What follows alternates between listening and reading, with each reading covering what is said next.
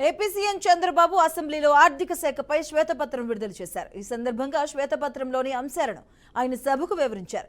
నాడు విభజన సమయంలో ఏపీకి పన్నుల రూపేణా అందినటువంటి ఆదాయం 46% అని వెల్లడించారు. ఇక అదే సమయంలో 58% జనాభా ఉంది. అక్కడి నుంచే సమస్యలు ప్రారంభమయ్యాయని, ఆస్తులు హైదరాబాద్లో ఉండిపోయాయని వివరించారు. ఒక్క హైదరాబాద్ వల్లనే సేవల రంగంలో రెండు రాష్ట్రాల మధ్య 17% తేడా నెలకొంది. ఇక రాష్ట్రానికి పోలవరం జీవనాడి వంటిది. పోలవరం పూర్తి చేస్తే ప్రతి ఎకరాకు నీరందుతుంది. 2019 తర్వాత తప్పుడు పాలనతో పరిస్థితి తారుమారైంది.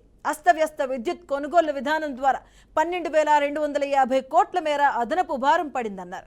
అక్రమ ఇసుక తవ్వకాలతో 7,000 కోట్ల నష్టం వాటిల్లిందని, 9,750 కోట్ల మేర ఖనిజ సంపద దోర్చుకున్నారన్నారు.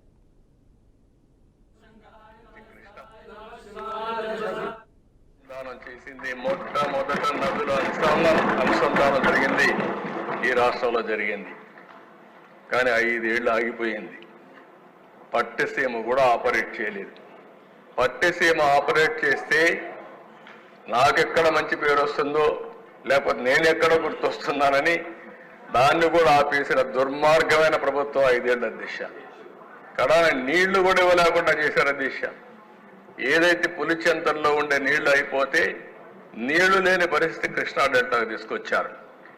గోదావరి ఉన్నంత వరకు, కృష్ణానది ఉన్నంత వరకు, రెండు నదుల సాక్షిగా చెప్తున్న దేశ ఈ ప్రాంతానికి నీటి ఎద్దడి రాకూడదు. కానీ అలాంటి నీటి ఎద్దడి క్రియేట్ చేసిన మహా నాయకుడు గడిచిన ముఖ్యమంత్రి దేశ. అదే ఆయన చూపించినటువంటి పరిపాలన.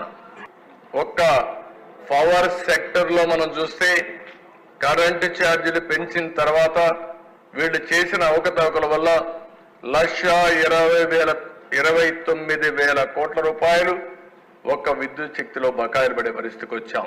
ఒక్క పవర్ సెక్టర్లోనే 1,29,000 కోట్లు. అంటే ఏ విధంగా మిస్మేనేజ్ చేశారు, ఎంత అవినీతి చేశారు, ఎంత అసమర్థ పరిపాలన చేశారో ఇది ఒక ఉదాహరణ. ఎవరు చేసిన తప్పులున్నా అది ప్రజల మీద చేసిన తప్పులే.